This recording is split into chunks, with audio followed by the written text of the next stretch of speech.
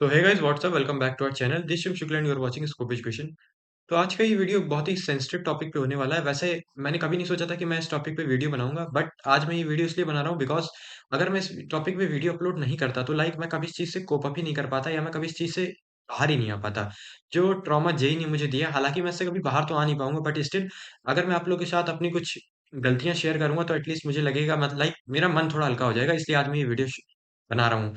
Reason is why I failed JEE, कि मतलब ऐसा क्या हुआ कि मेरा जेई नहीं हुआ। जो लोग नहीं जानते हैं कि my channel is around 4 years old, और मैं इस पे वीडियोस भी काफी अपलोड कर चुका हूँ। जो लोग मुझे जानते हैं पहले से, मैं इसमें जब मैं 11th में था तब से मैं जेई की वीडियोस काफी अपलोड कर रहा हूँ।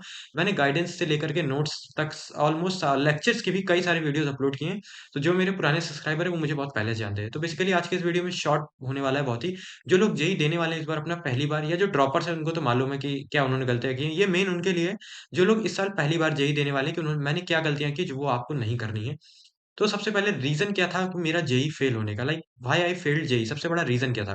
देखो मैंने यहाँ पे लिख रखा हुआ है, अगर तुम में से कोई भी ये भी गलती कर रहा है तो प्लीज़ ऐसा मत करो, नहीं तो तुम्हारा भी जेईई नहीं होना, to be honest. Lectures, notes, अब टाइम नहीं बचा है, छोड़ दो। लेक्चर्स, नोट्स हटा करके सिर्फ़ और सिर्फ़ क्वेश्चन प्रैक्टिस करो, वो भी ऑनलाइन करो, ज़्यादा बेटर रहेगा। जिसमें ऑप्शन होता है, तुम्हें टिक करना होता है, फिर उसके बाद वो डायरेक्ट आंसर बता देता है। तुम मैथोंगो पे जा सकते हो, वो काफ़ी बढ़िया है प्लेटफ़ॉर्म। और ये मत करना कि बिल्कुल टाइम है नहीं लास्ट में, तो तुम थाउजेंड्स ऑफ लेक्चर्स देख रहे हो, नोट्स बना रहे हो, बिल्कुल परफेक्ट बनने की कोशिश कर रहे हो।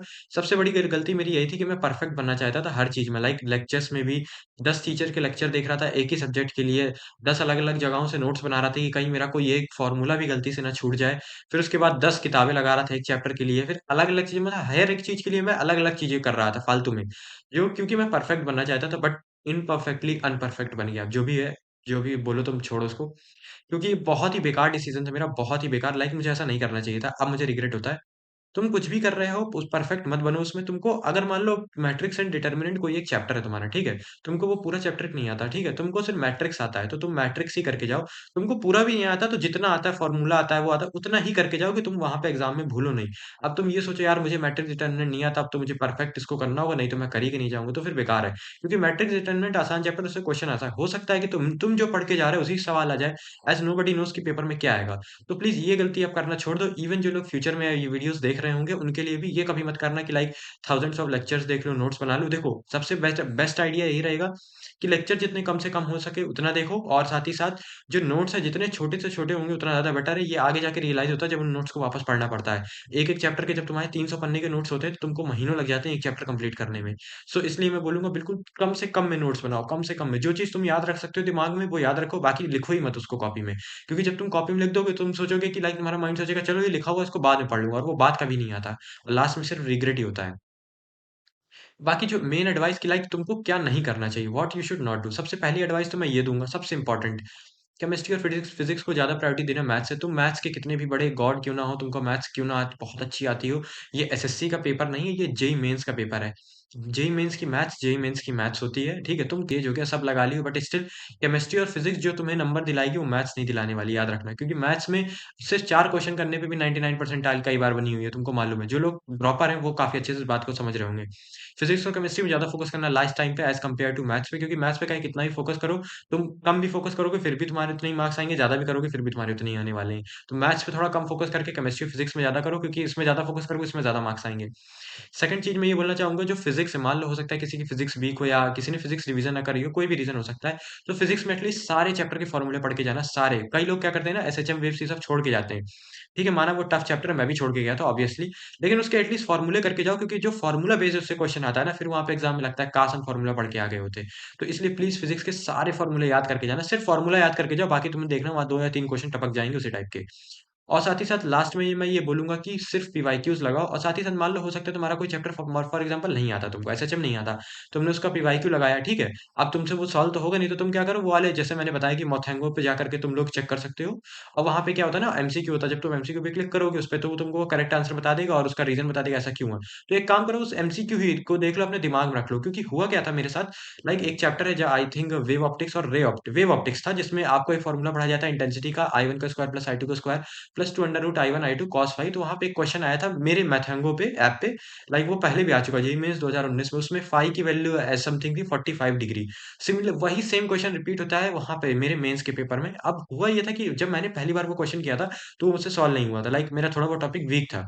तो मैंने उसका सिर्फ आंसर देख लिया था, जो कि मेरे दिमाग में कभी रह गया होगा कहीं पर। और जब वो एग्जाम में आया तो वहाँ पे मेरे क्लिक कर गया कि इसका आंसर तो 45 डिग्री होगा, क्योंकि मैंने वो क्वेश्चन सॉल्व कर रखा था और वो मेरा सही हो गया।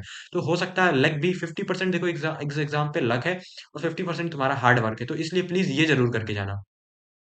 और जो सबसे इम्पोर्टेंट एडवाइस मैं देना चाहूँगा, वो यही देना चाहूँगा तुमको कि प्लीज़ तुक्का मत लगाना। तुम्हें कई सारे वीडियोज़ अभी मिल रहे होंगे, तुक्का स्ट्रैटेजी कि तुक्के से 150 नंबर जेईई मेंस में कैसे ले आएँ, तुक्का स्ट्रैटेजी कि 200 नंबर कैसे ले आएँ। ये जो तुक्का स्ट्रैटेजी वाले वीडियोज़ हैं ना, देखो तुम जेईई मेंस का पेपर दे रहे हो, एसएससी का नहीं दे रहे हो। ठीक है? तो ये तो तुम सोच रहे हो कि तुम तुक्का लगा के जेईई मेंस क्लियर कर लोगे, नहीं होने वाला। और प्लस तुम्हारे मान लो फॉर एग्ज़ाम्पल मान लो आ रहे हैं तुम्हारे 80 मार्क्स आ रहे हैं, ठीक है? तो ये जो तुम्हारे 80 नंबर भी आ रहे होंगे ना, ये भी तुम्हारे घट करके करीबन 20 हो जाएँगे या 40 हो जाएँगे। ऐसा मेरे फ्रेंड्स के साथ हुआ है, इस वज़ह से मैं बता रहा हूँ। अब देखो मैं ऐसा क्यों कह रहा हूँ कि तुक्का नहीं लगाना। मान लो तुम्हारे 80 नंबर आ रहे हैं, फिर भी तुम्हारा सिलेक्शन नहीं होना। तुम तुक्का लगाओगे तो भी तुम्हारे 40 आ जाएँगे, फिर भी तुम्हारा सिलेक्शन नहीं होना। अब मान लो तुम ड्रॉपर हो या मे बी तुम ड्रॉप नहीं लोगे, फॉर एग्ज़ाम्पल जैसे इन माय केस मैंने ड्रॉप नहीं लिया। जब तुम प्राइवेट कॉलेज जाओगे ना, तब वहाँ पे रियलाइज़ होगा कि अगर तुम जेईई दे चुके हो, तो वो लोग तुम्हारा जेईई माँगेंगे, फिर उसके बाद तुम्हारी 80 परसेंटाइल पे मान लो तुमको कोई बेटर 80 मार्क्स पे तुमको कोई बेटर ब्रांच मिल रही होती, लेकिन अब तुम्हारे नंबर आए हैं 40, तो तुमको उससे भी बेकार ब्रांच मिल रही है, क्योंकि प्राइवेट में भी बहुत ज़्यादा कॉम्पिटिशन है।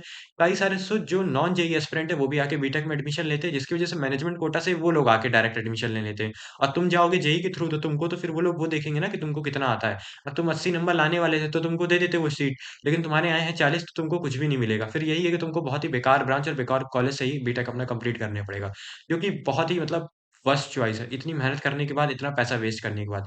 ये सिर्फ़ वही लोग समझ सकते हैं जिन्होंने इसमें अपना टाइम वेस्ट किया है और साथ ही साथ पैसा बर्बाद किया है। ड्रॉपर से बेटर ये कोई नहीं समझ सकता। और जेईई जो देखो, जेईई और नीट जो ट्रॉमा देता है, उससे तुम कभी बाहर नहीं आ पाओगे, ये भी सच्चाई है। बट स्टिल लाइक हर चीज़ अब नहीं कह सकते। लास्ट में वो कहते हैं ना कि जेईई और नीट या आईआईटी सब कुछ नहीं डिसाइड करता है। अब वो तो कहने के लिए कह देते हैं, बट रियलिटी यही है कि जो आईआईटी में चला गया, भले ही तुम्हारे अंदर इतना मान लेते फॉर एग्जांपल तुम जस्ट तुम्हारा सिलेक्शन हो गया आईआईटी में, इतना तुम्हारे अंदर नहीं था वो क्या बोलते हैं कॉन्फिडेंस, या इतना तुम अच्छे नहीं थे। बट क्योंकि जस्ट तुम्हारा सिलेक्शन भी हो गया ना, तुम बहुत ही फार बेटर हो, बहुत ज़्यादा आगे निकल चुके हो उन प्राइवेट स्टूडेंट से, जो यहाँ पर बीटेक कर रहे हैं और 16-16 घंटे पढ़ रहे हैं। उनसे ज़्यादा का पैकेज तुम्हारा लगेगा।